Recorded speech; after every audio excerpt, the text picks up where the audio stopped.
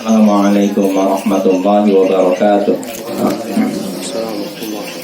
Alhamdulillahi al-aliyyil arfaqi wa jami'il asya'i wal mufarriqi lin ni'amil wasi'atil wazirah wal hikamil bahiratil kathirah. Thumma salatu ma'a salamin daimi ala rasulil qurashil khatami wa alihi wa sahbil abrar al-haizi maratibil fakhar. Amma ba'd. Ayyuhal ikhwa wal akhwat, a'azzani wa a'azzakumullah. Saudara-saudariku yang semoga dimuliakan oleh Allah, kita bertemu kembali di malam Rabu dalam rangka mengkaji tauhid, pembahasan tauhid dan akidah menggunakan kitabut tauhid alladzi huwa haqqullahi 'alal 'abid, karya Syekhul Islam Mujaddidud Da'wah Muhammad ibnu Abdul Wahhab bin Sulaiman At-Tamimi rahimahullah. Semoga Allah rahmatnya. Ya, pada pertemuan sebelumnya kita sudah menyelesaikan babu minasyirk an yastaghitsa bi ghairillah. Bab termasuk syirik istighatsah kepada selain Allah, au yad'u ghairah, atau berdoa kepada selainnya. Dan kita sudah mulai masuk babu qaulillahi ta'ala, bab firman Allah Ta'ala, ayusyrikuna ma la yakhluqu syai'aw wa hum yukhlaqun wa la yastati'una lahum nasra. Apakah mereka menyekutukan Allah dengan sesuatu yang tidak bisa menciptakan sama sekali? Apakah mereka menyekutukan Allah dengan sesuatu yang tidak bisa menciptakan sedikit pun, sedangkan mereka diciptakan, sedangkan mereka dibuat? Wala yastati'una lahum nasra, dan mereka pun tidak bisa memberikan pertolongan kepada yang menyembah mereka. Di sini Syekh menyebutkan bab tapi tidak menyebutkan judulnya. Babnya itu firman Allah Ta'ala. Begini. Babnya judulnya. Apa? Bab itu judul. Ya, firman Allah Ta'ala sebagai judul babnya. Terus apa penafsirannya? Mungkin dari ayat setelahnya kita jadi paham. Oh, maksud Syekh menyebutkan ayat ini sebagai judul bab, tujuannya begini. Oleh saya simpulkan bahwa Pak, dari maksud Syekh menyebutkan bab ini, kalau boleh saya simpulkan, bab ini berbicara bahwasanya babnya kalau boleh saya simpulkan begini, bab bahwasanya para nabi tidak bisa memberikan pertolongan, manfaat dan mudarat, karena itu mereka tidak berhak disembah. Itu aja. Ya, nanti bukti bahwasanya kesimpulan babnya itu dari ayat dan hadis setelahnya. Jadi disimpulkan, oh maksud bab ini begini. Ya, ini kadang Syekh seperti itu. Kadang para ulama pun begitu. Seperti Imam Bukhari, kadang dalam Sahih Bukhari sebagian bab firman Allah Ta'ala nggak disebutkan. Maksudnya apa? Biar ulama setelahnya berpikir, ya. Berpikir apa maksudnya. Dan para ulama ketika mentafsirkan atau menjelaskan kitab Sahih Bukhari, karena mereka bingung, ini Imam Bukhari menyebutkan bab ini, lalu setelahnya kok bab ini, tidak ada hubungannya sepertinya. Tapi kalau kita mau lebih teliti lagi, membaca lagi, oh, di sini justru menunjukkan kecerdasan Imam Bukhari. Ya, kadang kita karena keterbatasan ilmu kita, kadang kita Imam Bukhari kenapa ya menyebutkan bab ini kok di sini? Ini kan nggak ada hubungannya bab ini dan ini. Padahal di situ ada hubungannya. Cuma karena keterbatasan ilmu kita menganggap tidak ada hubungannya. Ya, kita kembali ke perkataan Syekh ini, bab firman Allah Ta'ala, apakah mereka menyekutukan Allah dengan sesuatu yang tidak bisa menciptakan sama sekali, sedangkan mereka diciptakan, sedangkan mereka dibuat. Wala yastati'una lahum nasra, dan mereka itu yang dibuat itu tidak bisa memberikan pertolongan kepada mereka. Ya, kita bahas ini. Allah katakan, apakah mereka menyekutukan Allah dengan sesuatu yang tidak bisa menciptakan sama sekali? Siapa maksudnya yang tidak bisa menciptakan sama sekali sini? Berhala. Maksudnya sini berhala, ya. Apakah mereka menyekutukan Allah dengan berhala-berhala yang tidak bisa menciptakan, sedangkan mereka justru diciptakan, dibuat? Iya tidak? Berhala kan dibuat oleh manusia, ya. Patung-patung dibuat oleh manusia. Anehnya orang musyrik menyebutkan Allah dengan ini, padahal ini tidak bisa menciptakan, bahkan dialah yang diciptakan, dibuat. Wala yastati'una lahum nasra, dan mereka juga berhala-berhala itu tidak bisa memberikan pertolongan. Ini menunjukkan bahwasanya berhala itu tidak layak disembah. Allah katakan mereka menyebutkan Allah dengan sesuatu yang tidak bisa menciptakan. Kata Imam Ibnu Abil Is Al-Hanafi, segala sesuatu yang tidak bisa menciptakan tidak layak disembah. Ini kaidahnya mudah. Kalau kita sudah memahami ini, runtuhlah syubhat-syubhat orang musyrik.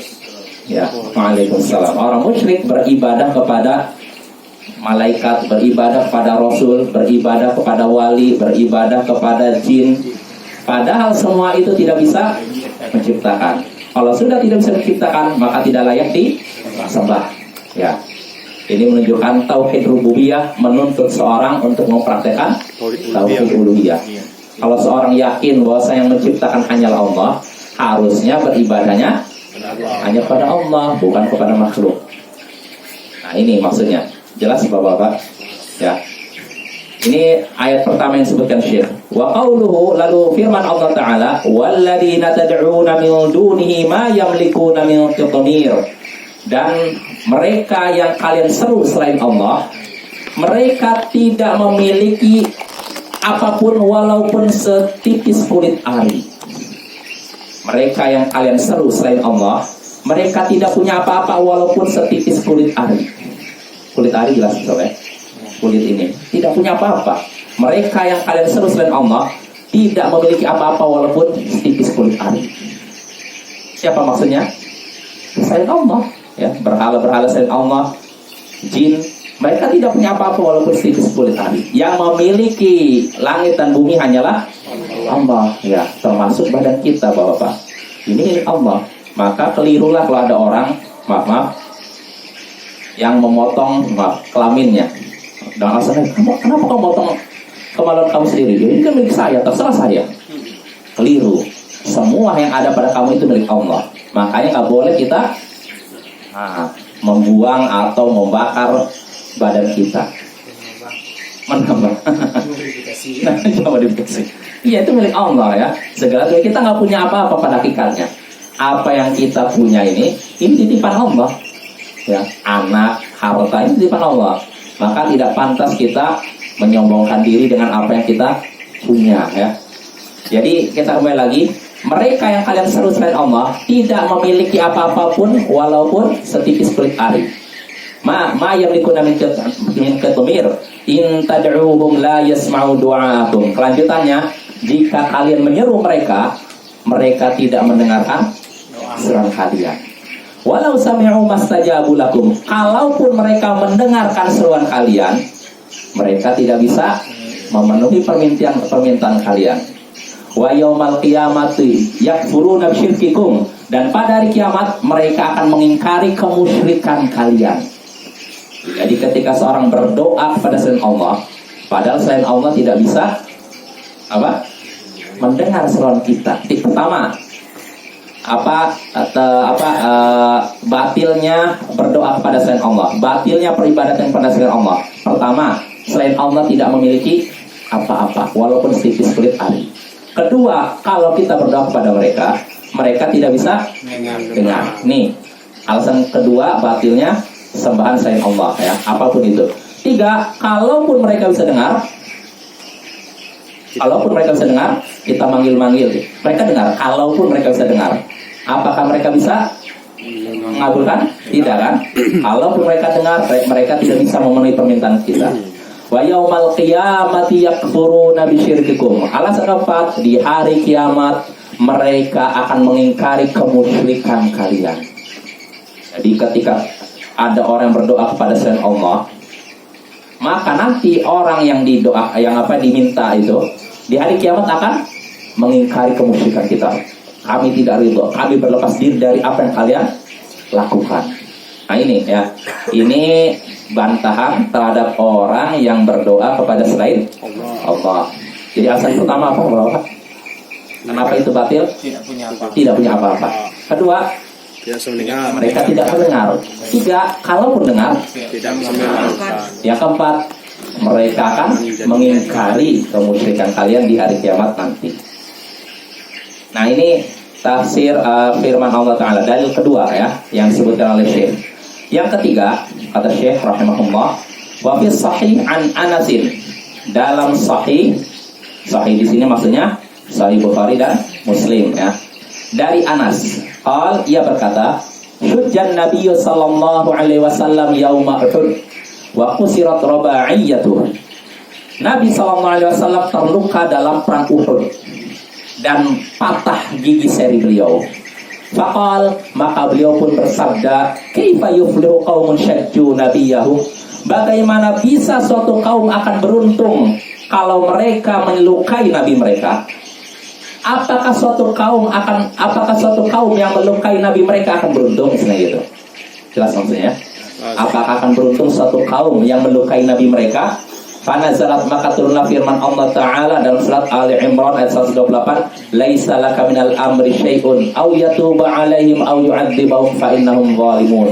Bukan urusanmu sedikit pun apakah Allah menerima taubat mereka atau menyiksa mereka, karena sesungguhnya mereka itu orang-orang yang zalim. Kita bahas Bapak. Di sini kata Syekh disebutkan dalam kitab Sahih Bukhari dari Anas. Anas adalah sahabat Nabi yang mendampingi Nabi dari sejak kecil ya. Dia berkata, Nabi Shallallahu Alaihi Wasallam terluka dalam perang Uhud. Kepala beliau berdarah. Ya. Wa qusirat rabaiyatuh, dan gigi seri beliau patah. Gara-gara apa ini kira-kira? Pukul kena panah. Jadi seorang Nabi lihat tuh, sampai begitu. Maka dari sini kita bisa mengetahui batilnya orang yang kebal. Musuh udah kebal. Nabi aja kena sabetan pedang dia berdarah. Kena panah dia berdarah. Ya, ini seorang Nabi. Padahal dia adalah sosok yang paling mulia, tapi terluka dalam perang. Masa orang zaman belakangan tiba-tiba merasa lebih mulia daripada Nabi, ditusuk-tusuk pakai ini tidak tembus. Kalau ada yang seperti itu Bapak, saran saya bacakan Al-Fatihah atau bacakan ayat kursi. Insya Allah jinnya lari. Nanti tusuk beneran itu. Ya, saya pernah dengar cerita di seorang ustaz. Ini saya pernah cerita di sini. Bapak tahu ini kan seni debus kan? Nah itu, jadi ada seorang ustaz ngelewati orang main-main gitu. Lalu ustaz ini baca ayat kursi. Tiba-tiba pemainnya dia bingung. Tolong ya, jangan saling mengganggu ya, kita saling menghargai. Tolong jangan bantu kami, kita saling menghargai. Padahal tadi ini jauh. Dia sambil lewat baca ayat kursi. Ternyata pemainnya merasakan ada yang mungkin Ustaz jinnya panas sekali kan. Makanya ketika gitu, tolong jangan ganggu kami, kita saling menghargai ya. Tolong jangan ganggu. Kita sama cari makan. Iya itu. Saya gitu sih. Akhirnya gitu dia. Nah itu. Jadi kalau ada orang mau peragakan ilmu tenaga dalam atau apapun, bacakan ayat kursi, bacakan Al-Fatihah, ya, biar itu gagal rencana mereka. Ya. Mereka mencari uang dengan melakukan kemungkaran, ya, kemungkaran seperti itu Bapak ya. Cuman orang awam menganggap kalau ada orang yang bisa begitu berarti dia orang yang soleh. Bahkan bisa jadi belajar dianggap jadi guru, ya kan, belajar ilmu ke situ. Padahal yang seperti itu dari kalangan orang-orang musyrik pun dahulu ada yang bisa. Orang-orang ini yang para penyembah berhala pun bisa seperti itu. Makanya kita jangan tertipu dengan orang-orang model itu. Imam Laits bin Sa'ad pernah berkata, "Lau ra'aitu sahib hawa yamshi fil ma fala aqbal." Maka bila tuh, kalau aku melihat orang sesat bisa berjalan di atas air, aku tetap aja nggak akan percaya dia. Padahal bisa berjalan di air kan luar biasa kan? Ya. Tapi kan. Nah, Imam Yunus bin Abdul A'la menceritakan ucapan Laits ini kepada Imam Syafi'i. Maka kata Imam Syafi'i, qasar, beliau masih kurang. Lau ra'aitu sahib hawa yamshi fil hawa ma qabiltu. Seandainya aku menyaksikan ada orang sesat bisa berjalan di atas udara, aku juga tidak akan menerimanya. Kalau tadi Imam Laits berjalan di atas air, kalau kata Imam Syafi'i, kalaupun berjalan di udara kayak terbang gitu, tetap saja aku tidak akan percaya pada ucapannya. Artinya kita jangan tertipu dengan istilahnya yang dianggap keajaiban seperti itu. Itu bukan patokan bahwa dia orang yang soleh wali Allah. Ya, wali Allah nggak ada hubungannya dengan seperti itu ya. Orang yang disebut wali Allah adalah orang yang beriman dan bertakwa, walaupun tidak bisa terbang, walaupun tidak bisa berjalan di atas air, walaupun ketika ditusuk berdarah. Ya. Tapi kalau dia bertakwa, beriman dan bertakwa, dialah wali Allah ya. Jelas Bapak? Ya, kita kembali lagi. Nabi SAW dalam perang Uhud terluka beliau, bahkan sampai pecah gigi seri beliau. Lalu beliau pun berkata, "Kaifa yuflihu qaumun syajju nabiyahum?"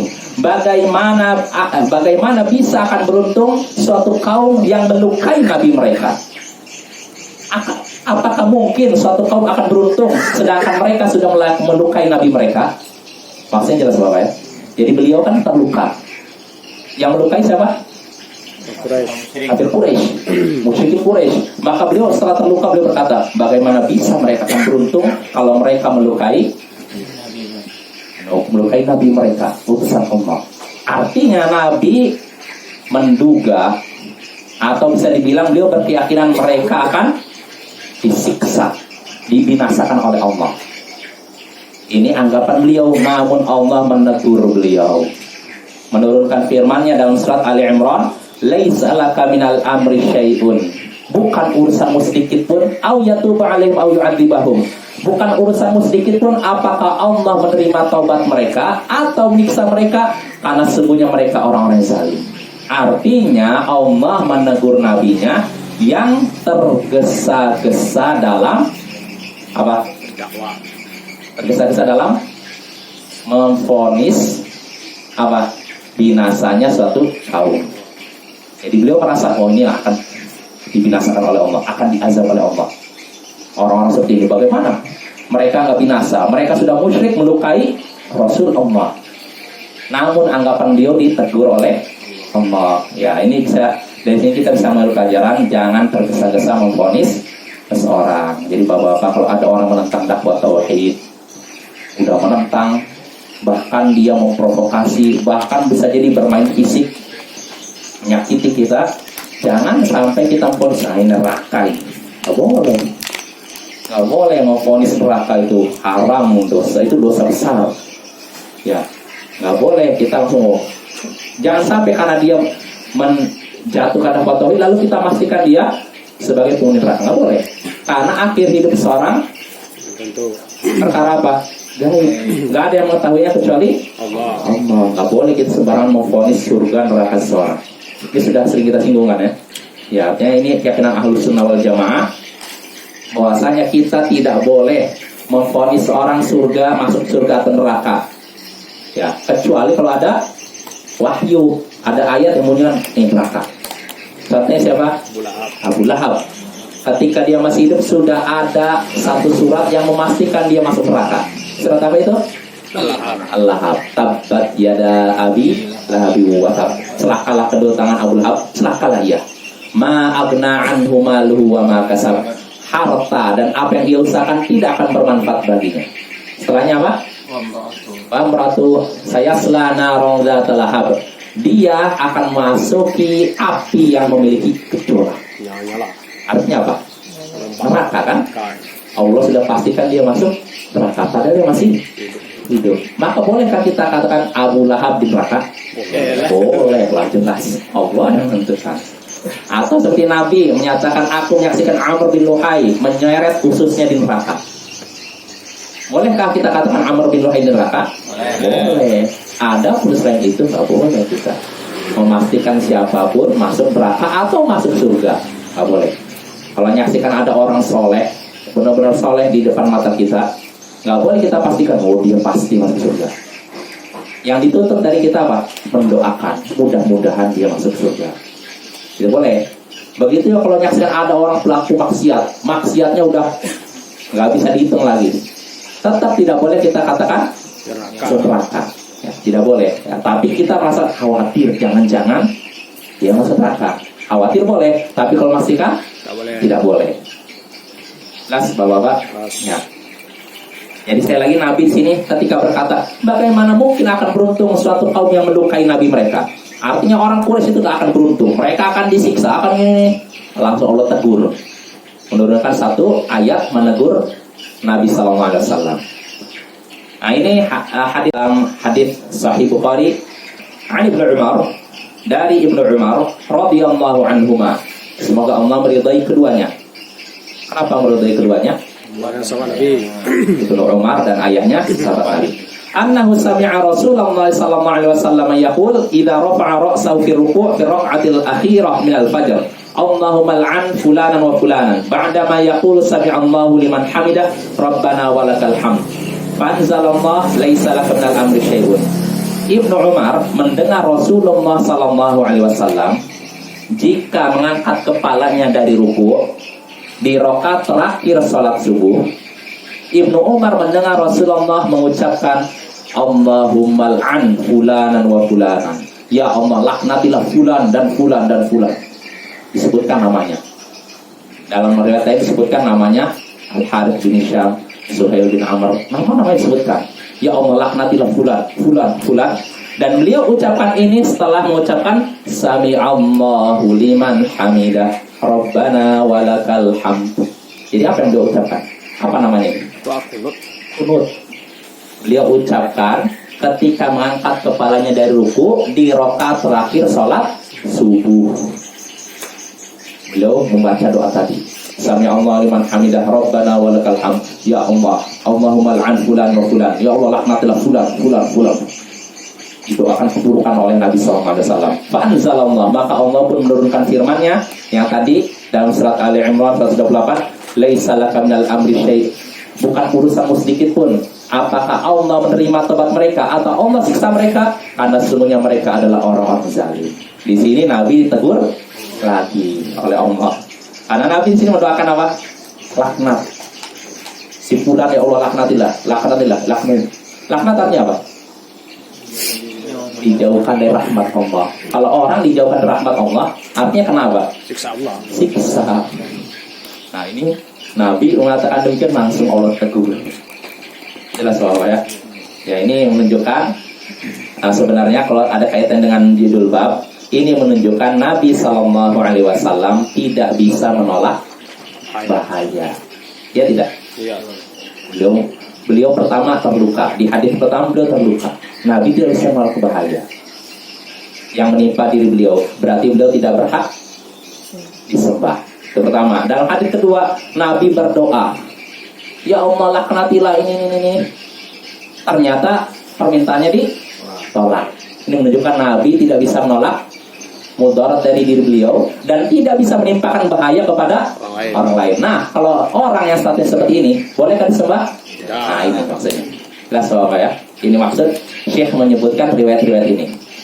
Wa fi riwayat, dalam riwayat lain kata Syekh ini dalam Sahih Bukhari, yad'u ala Safwan bin Umayyah wa Suhail bin Amr wal Harith bin Hisham fa nazalat laisa laka minal amri syai'. Dalam riwayat lain, yaitu dalam Sahih Bukhari, beliau mendoakan keburukan untuk Safwan bin Umayyah, Suhail bin Amr dan Harith bin Hisham. Maka turunlah firman Allah Ta'ala tadi, bukan urusanmu sedikit pun apakah Allah menerima tobat mereka atau menyiksa mereka, karena sesungguhnya mereka itu orang-orang zalim. Nah ini, jadi yang didoakan oleh Nabi 3 orang disebutkan, Safwan bin Umayyah, Suhail bin Amr dan Al-Harith bin Hisham. Jadi sekali lagi, ini doa Nabi, namun ternyata doa beliau tidak dikabulkan. Jadi beliau menganggap hidayah jauh dari mereka. Nah mungkin kayaknya mereka kasih hidayah, mendingan siksa aja lah. Namun ternyata anggapan beliau salah. Ternyata Allah terima tobat mereka. Di kemudian hari orang didoakan keburukan ini ternyata masuk Islam, bahkan baik Islam mereka. Nah, ini pelajaran juga bagi kita Bapak sekali. Jangan tergesa-gesa mendoakan keburukan untuk orang yang menentang dakwah tauhid, dakwah sunnah. Jangan. Lebih baik doakan apa? Dapat hidayah. Kalau doakan dapat hidayah, kita pertama sudah dapat pahala. Terus kedua, kalau dia dapat hidayah, yang untung siapa? Kita juga kan. Kalau didoakan binasa, ya pertama itu saudara kita. Ya, bagaimana bisa kita mendoakan saudara kita dapat binasa? Ya, supaya binasa janganlah. Kita doakan dapat hidayah. Karena bagaimanapun penentangan dari saudara kita, dia masih saudara kita, masih muslim. Ya, jadi nggak bisa kita langsung menyatakan dia dilaknat apa di azan jangan. Ya seperti Nabi ini. Yang didoakan oleh Nabi ini bukan orang Muslim, orang Kafir. kafir, tokoh kafirnya pula. Artinya dia penantang keras. Ya, coba dibandingkan yang misalkan yang dihadapi dakwah sunnah sekarang ini. Dia masih Muslim, walaupun ya Muslim yang mungkin sudah teracuni oleh syubhat dan semacamnya. Maka lebih kalau Nabi saja ditegur mendoakan keburukan untuk mereka, apalagi kalau kita ya. Doakanlah hidayah ya. Mudah-mudahan dengan itu Allah hentikan fitnah yang ada di hadapan dakwah ini. Karena emosi itu, Pak. Apa? Karena emosi. Iya, kadang emosi inilah yang mendorong kita seperti ini. Ya, jelas. Gimana Pak tadi? Nggak jadi. Jadi Oh, iya. sudah dijawab yang 3 dilaknat tadi, Ah. 2 laknat tadi, terus Iya, Ustaz sudah menjelaskan mereka bertobat. iya bertobat, alhamdulillah. Kalau dalam riwayat lain sebutkan di antaranya Abu Sufyan. Abu Iya. Sufyan termasuk Islam kan? Bahkan dia selama Islam berjuang dengan gigi sampai dia buta di akhir hayatnya. Tapi dia gigih berperang. Dan Abu Sufyan luar biasa. Abu Sufyan bapaknya Muawiyah. Raja. Abu Sufyan sahabat Nabi, Muawiyah sahabat Nabi. Kedua-duanya telah berjuang membela Islam. Yazid sama Yazid bukan sahabat, Ya, itu cucunya. cucunya. bukan anaknya Abu Sufyan. Oh Yazid ya, Yazid bin Abi Sufyan ya sahabat Nabi juga. Tapi kalau Yazid bin Muawiyah bukan sahabat Nabi. Cucunya Abu Sufyan. Itu anaknya Muawiyah. Anaknya Muawiyah ya. Ya, jelas Bapak-bapak. Jadi tadi mungkin ada yang penasaran. Tadi disebutkan bahwa Ibnu Umar beliau mendengar Rasulullah ketika bangkit dari ruku di rakaat kedua sholat subuh setelah mengucapkan sami Allah liman hamidah rabbana walakal hamd, lalu mengucapkan apa tadi? Ya Allah laknati lagi. Ini namanya apa? Kunut. Kunut apa nih kira-kira? Masih. Kunut nazilah ini. Bukan kunut subuh. Memang disebutkannya subuh, tapi namanya kunut nazilah. Kunut nazilah itu kunut yang terjadi ketika kaum muslimin mengalami Sibah. musibah, misalnya bencana alam, atau kaum muslimin diserang oleh orang-orang kafir, dibantai dan semacamnya. Maka kita dianjurkan kunut. Ya, kunut nazilah. Kunut nazilah bukan cuma subuh saja, tapi Semua sholat. 5 sholat. Jelas Bapak ya? Jadi yang dilakukan sekarang itu apa? Kulitnya namanya. Kunut subuh gitu. Lain lagi masalahnya. Beda. Kunut subuh dengan kunut nazilah beda. Kalau kunut nazilah sepakat, bukan sepakat. Bisa dibilang mayoritas ulama berpendapat disyariatkan. Ya. Sedangkan kunut subuh itu ada beda pendapat. Ya. Madzhab Syafi'i menyatakan sunnah, Maliki sunnah, Hambali Hanafi menyatakan tidak sunnah. Kalau Maliki kunutnya sebelum ruku. Imam Malik kunutnya sebelum ruku. Kalau Syafi'i setelah ruku. Beda. Kalau madzhab Maliki tidak dikeraskan kunutnya.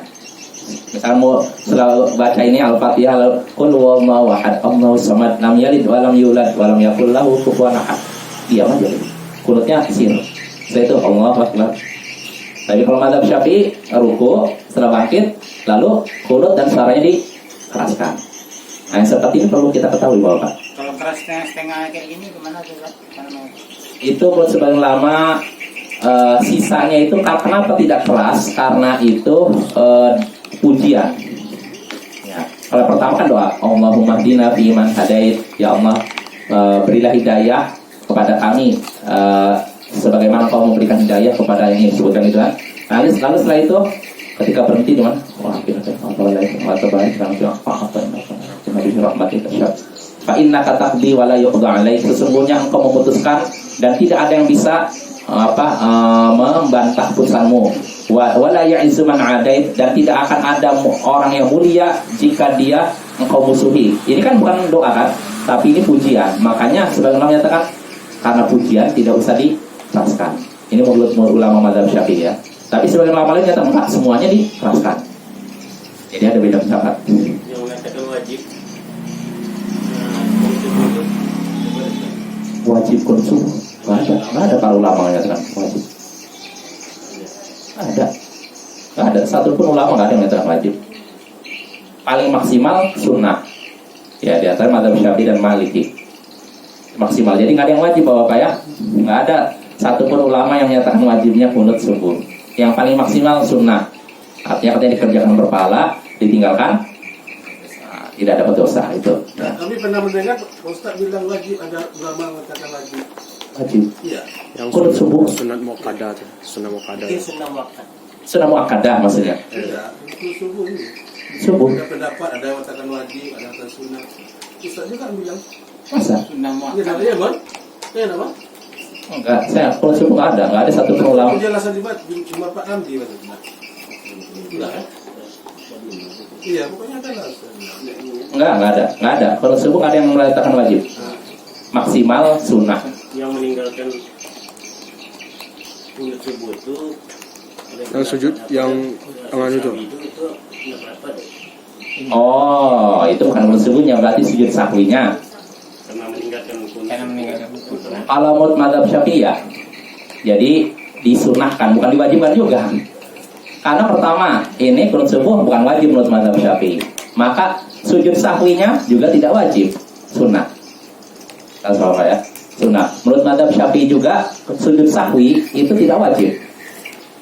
Mayoritas ulama berpendapat sujud sahwi, sujud karena lupa itu hukumnya tidak wajib, sunnah. Maka ada.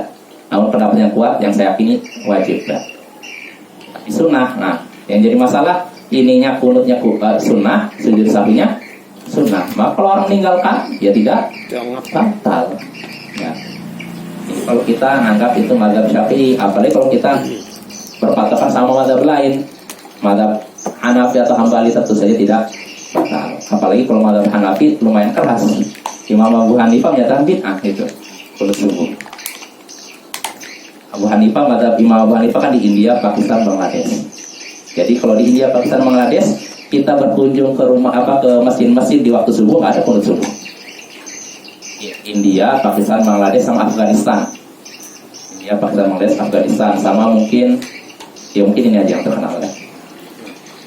Imam Abu Hanifah itu kan tapi Iya, dia pernah melihat Anas bin Malik. Dia bisa dibilang tabiin atau tabiin ya? Tabiin junior. Sigor tabiin. Sigor tabiin. Iya, sigor tabiin. Jadi tabiin itu ada tabiin senior, ada yang apa istilahnya junior lah. Junior. masih kecil ketemu sahabat. Ya pernah lihat Anas bin Malik. Tidak pernah merawatkan hadis itu. Ya. Artinya beliau itu kan dari segi kan lebih tua, lebih dekat dengan sahabat. Nah, Kenapa itu? tapi kok kayaknya itu Yang banyak salahnya, Pak.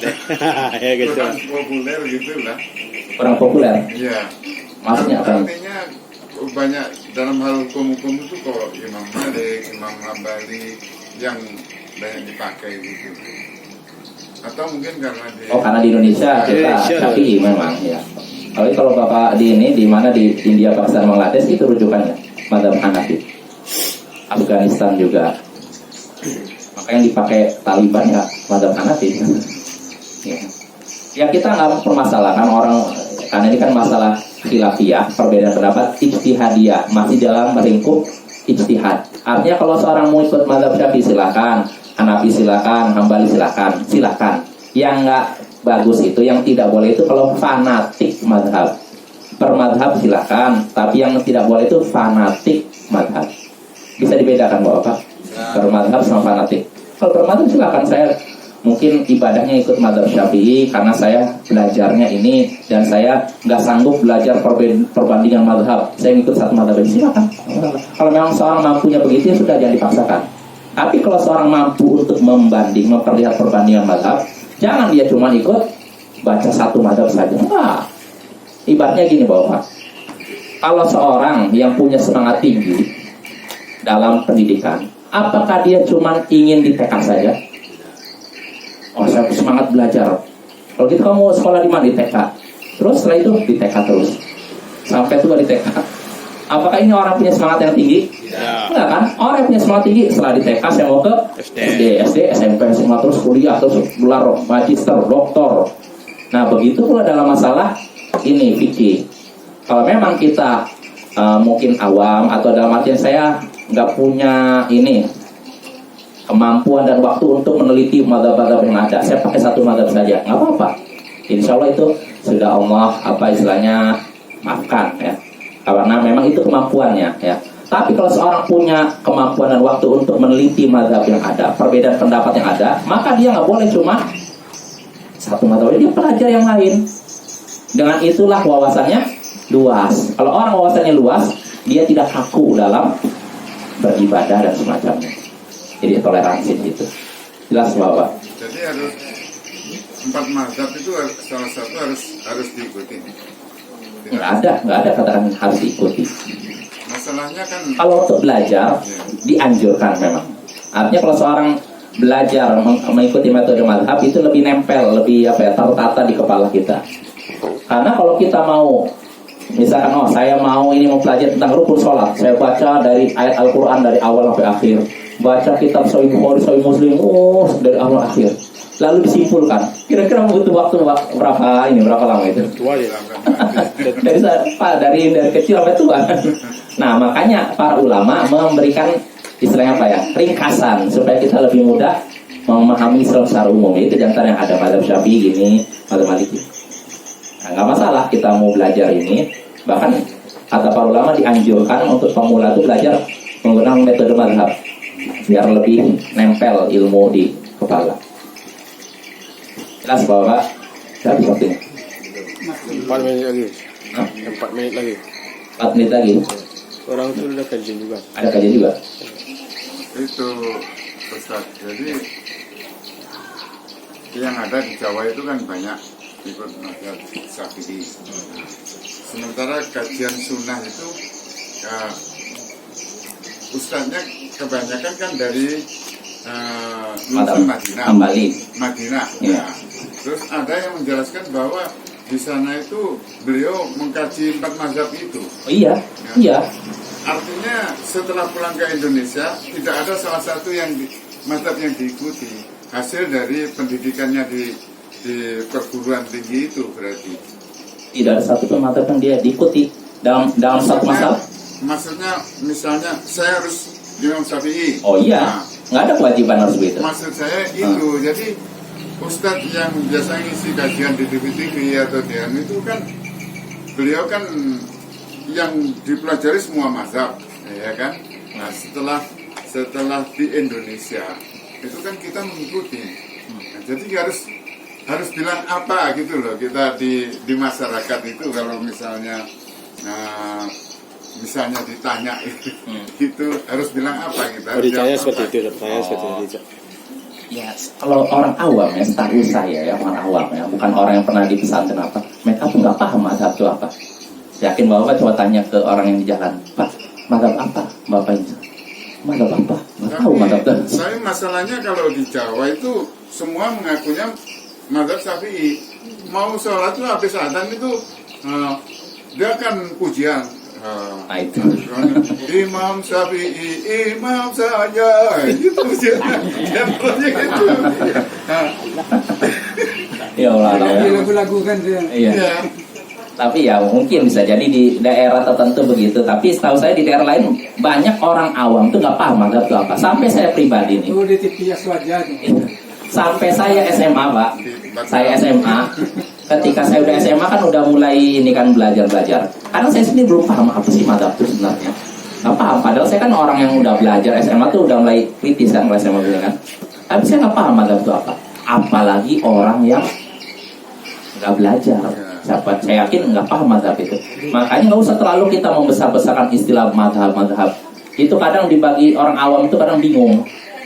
Makanya kita ikat masyarakat dengan dalil gitu aja lah. Masalahnya gini Ustaz, ini maaf lah Iya, kan. Jadi nanti ujungnya kalau kita tidak sama dengan yang di masyarakat, Kamu tidak ikut termasuk. ini dan gitu, nah itulah belajar sendiri.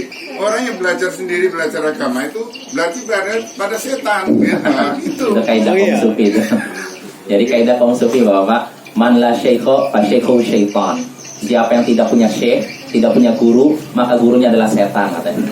Nah, ini kaidah kaum sufi. Al-Sunnah nggak seperti itu ya. Artinya maksud guru ini nggak mesti. Yang namanya guru bisa seorang dengar khutbah, lalu dia mengambil pelajaran dari khutbahnya, itu dianggap gurunya. Seorang mendengar ceramah dari TV atau dari apa, dia bisa ngambil manfaat dari ceramahnya, berarti itu gurunya. Jadi nggak mesti harus di hadapan syekhnya harus ini nggak ada syaratnya begitu. Ya, walaupun kalau ditanya afdal ya bagaimana, ya memang datang kepada seorang guru belajar gitu. Tapi itu bukan syarat bahwasanya ilmu seorang sah atau tidak. Karena kalau orang sufi, ilmu seorang dianggap sah atau tidak kalau duduk di hadapan guru. Maka kalau seorang baca sendiri begini, wah nggak sah ilmunya, nggak diakui.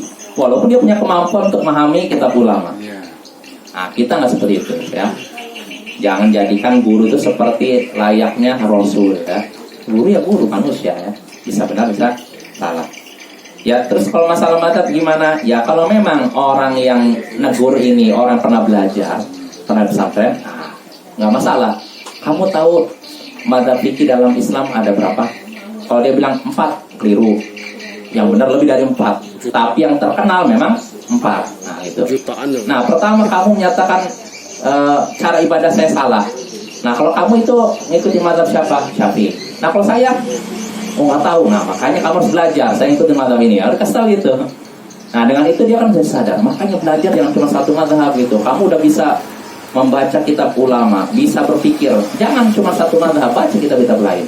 Dengan itu wawasanmu jadi luas. Nah, sebenarnya Bapak-bapak kan termasuk kekeliruan sebagian kelompok.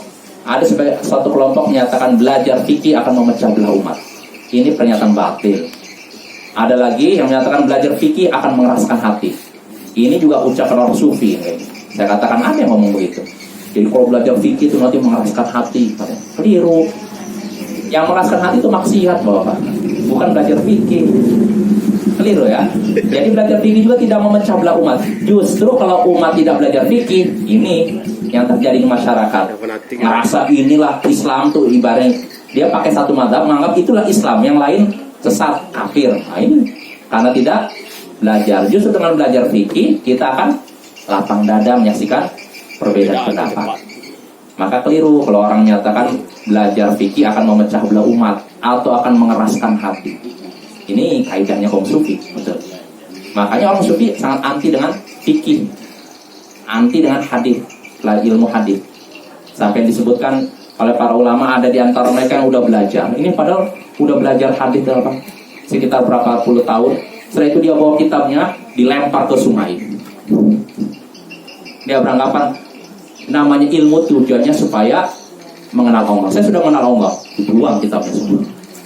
Ini orang sufi ya. Kita nggak seperti itu. Yang namanya belajar ini sampai kapan? Ya mati.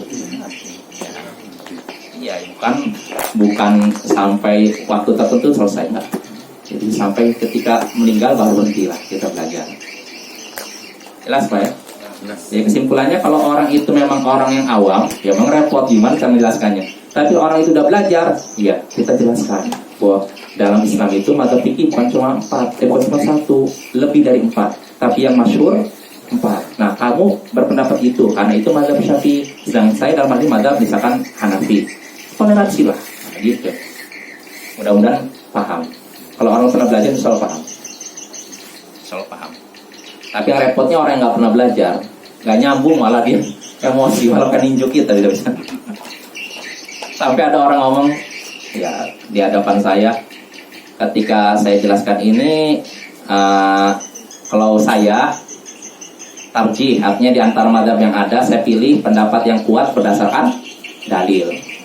Tiba-tiba orang yang berkata, oh berarti Ustadz ini merasa lebih pintar daripada ulama-ulama itu, dari ulama 4 mazhab ya. Gak nyambung. Kalau orang nggak belajar, kita ngomong kan gak nyambung, susah.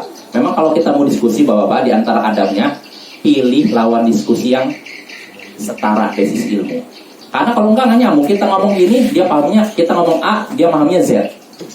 Iya, akhirnya gitu. Saya jelaskan bahwa ini tarjih begini. Dia nganggapnya apa? Berarti merasa lebih pintar daripada 4 imam mazhab.